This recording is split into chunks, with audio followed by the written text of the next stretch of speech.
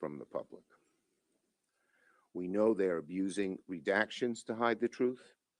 Hundreds of pages are completely blacked out. Co-conspirator identities remain hidden while survivors have been exposed. We're here today to put a shot across the bow of the Department of Justice and the Trump administration that we are going to reveal this massive cover-up. We will not rest. It's an all-out oversight effort. We're going to pull on every thread. We're going to chase every lead. We'll talk with whistleblowers. We will get to the truth. Our working group, Senate Democrats, will go review the unredacted files in the coming days. Let me repeat that. Our working group, Senate Democrats, will go review the unredacted files in the coming days. Pam Bondi should listen carefully. The truth will come out. The whole ugly truth about what she's doing to protect people in the files will come out. The whole world is going to know exactly what she knew, when she knew it, and what she did to cover it up. Democrats are going to hold Pam Bondi and everyone involved at the DOJ accountable for this cover-up. Today, we are demanding that the Department of Justice and the FBI preserve records on what transpired behind the scenes. We want to know who was involved in the decision to hide the truth, and a warning to the Trump cronies working on this. We will know if you are destroying documents and evidence. You will not outrun the law. You will not outrun the truth. This isn't political. The survivors deserve the truth, and the American people are demanding it. Democrats and Republicans agree the American people deserve the truth. So Donald Trump, stop hiding, stop delaying, come clean with the American people. And if you don't, Democrats will make sure that the truth comes out. Our next speaker is Senator Durbin.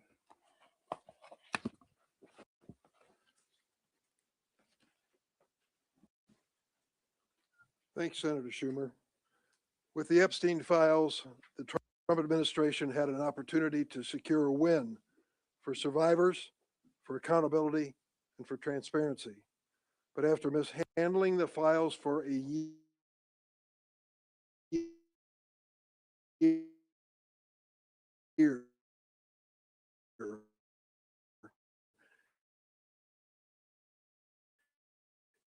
it took an act of Congress to force Pam Bondi and Kash Patel to even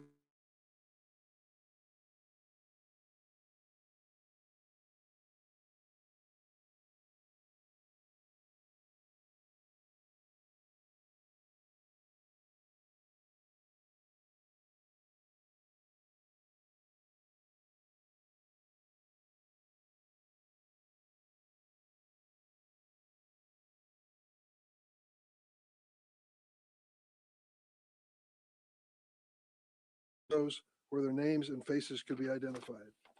In sharp contrast, other produced records heavily redacted information identifying powerful business and political figures who are alleged conspirators or material witnesses to Epstein's crimes.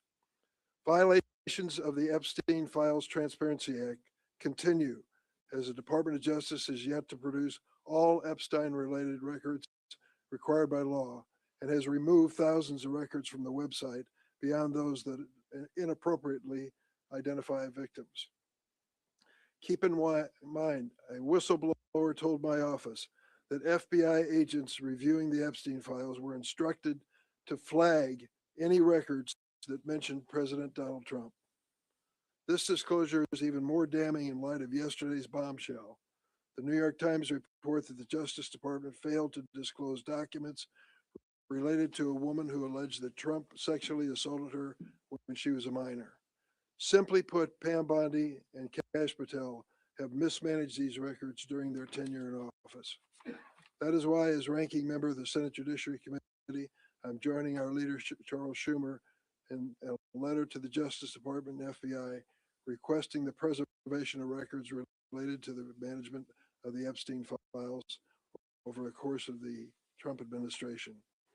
Preserving federal records and safeguarding information critical to congressional oversight is a legal obligation that all department employees are required to meet. As I told General Bondi during last year's Judiciary Committee oversight hearing, quote, eventually you're going to have to answer for your conduct in this. You won't do it today, but eventually you will. The survivors deserve better. It's clear that Donald Trump and his Republican enablers are executing a cover up and conceal strategy. Heads are rolling at the highest levels of the United Kingdom. Will heads roll in the United States? When will the Trump administration come clean with the survivors and the American people? The sooner, the better. Next, I believe Senator Blumenthal can't make it. He's not here yet. He's in another hearing. Senator Murphy. Senator Murphy. The Epstein Files Transparency Act that I introduced with Ben Ray Lujan in the Senate was crystal clear. No record shall be withheld, delayed, or redacted on the basis of any of the following: embarrassment, reputational harm, political sensitivity, including any government official, public figure, or foreign dignitary. Well, here we are. Those 99 days have passed, and what we have seen is the files have not been released according to the law. We have seen that victims' names and photos that were supposed to be redacted weren't redacted, and all kinds of redactions appear to have occurred for folks who are potential perpetrators. And we're seeing the Epstein files reverberate across the world. The Prime Minister of Norway, the former ambassador from Britain to the United States, King Charles' brother. But what about here in the United States of America? Why is there no accountability here in the United States of America for these atrocious crimes, the place where they occurred? We know that there were about 6 million pages, of which only somewhat more than 3 million have been released. We want those other 3 million released. And among them are these 50 pages that entail, as the New York Times said, claims made in 2019 by a woman who came forward after Mr. Epstein's arrest to say she'd been sexually assaulted by both Mr. Trump and Epstein when she was 13 to 15 years old. And it goes on to say that there were 4 interviews with this woman, and only one of those interviews was released. Where are the other 3? Now, we know the other 3 exist because they are in the index. And yet, the pages are missing. How can anyone justify that these interviews have not been released? So that is a massive cover-up by this administration. It's a massive and unacceptable cover-up. We also know from the Telegraph that there are 6 secret storage units rented across the country by Epstein that may have contained information that the Department of Justice hasn't apparently attempted to retrieve. By unanimous consent, the Senate said, yes, we passed the Epstein Files Transparency Act. Senator Schumer came forward and tried to strengthen that act with some real penalties, and the Republican whip objected. Well, if Republicans were with us on seeking full disclosure, why object to putting more teeth into this bill?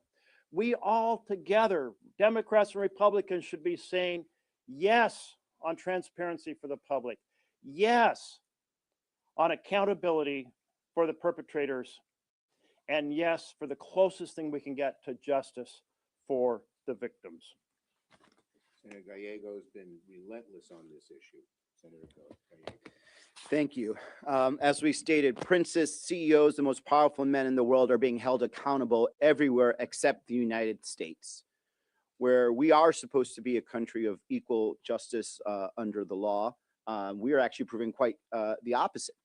You know, what we're proving here right now, what the Republicans are proving right now with the help of Donald Trump and Attorney General Pam Bondi, is that if you are part of the Epstein class, if you are rich enough, you are powerful enough, you can do some really horrific things: raping children, raping women, engaging in sex trafficking. And this administration, the Republicans, will engage in an active cover-up for you. And even more so, now we're getting even more reports of some real serious allegations of this president from a minor, a woman who was a minor, that is accusing the president of some very serious, serious crimes. The American public deserves to know what happened, who was involved, not just President Trump, but everyone else involved, all these powerful men that are still walking around the United States right now. We're only talking about a couple years removed, a decade removed from a lot of these allegations. These men are still in power. These men are still potentially victimizing women, victimizing children. And the fact that this administration is actively covering up past crimes potentially means they're covering up current crimes. It's time for us to have full transparency. It's time for us to have accountability. It's time for us to throw some people in jail that did some really horrible stuff against kids in this country. And the fact that Donald Trump and the Republicans, after talking a big game for so many years about going after pedophiles, are actively covering up for pedophiles right now should tell you exactly what is wrong with this administration. I unfortunately am going to have to go read those redacted files next week. It's one of those things that you don't want to do. The disgusting nature of what I'm going to find on there is going to, probably make me very ill. But because we have an administration that's actively covering up for pedophiles, we have to take this step, and we have to take the step to keep them accountable and to expose all these pedophiles that are still in power right now all over this country. Thank you. And just one more point, which this article from the New York Times shows. More and more keeps coming out, and the more that comes out, the more we see how large their cover-up has been. Questions on this subject? But yes, in the back. Yeah, we're all going together. Yeah, I mentioned that in my remarks. Yes. Yeah. Yes. I don't know if we're going to get. We're all going, and we have set up appointments to go. Yes. Leader Schumer, you asked for unanimous consent on the floor a few weeks ago. Whip were also objecting. What is your floor strategy moving forward to kind of get Senate action on this? Well, the bottom line is the Republicans all voted for it, every single one, and we're going to keep at it. We're going to use every strategy we can, going to the Justice Department, seeking lawsuits, as well as whatever legislative strategies will work. Yes. Over in the House side, the Clintons are being deposed starting today and tomorrow in the Epstein investigation. Just your general reaction. Look, all the truth should come out, period. Yes. Thank you, Schumer, from the Italian National TV. Just two quick questions. One, do you also see a difference in the treatment that this case has been happening in Europe? As my colleagues well outlined, I agree. Second question, how do you react to people who say that Democrats and Republicans are enacting a new form of McCarthyism? Basically, they're being guilty by association, whoever is in the email. Yeah, all we want is the truth, the truth. Yes.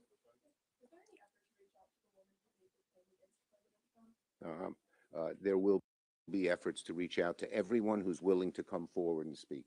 And do you want to talk about that? I mentioned in my remarks.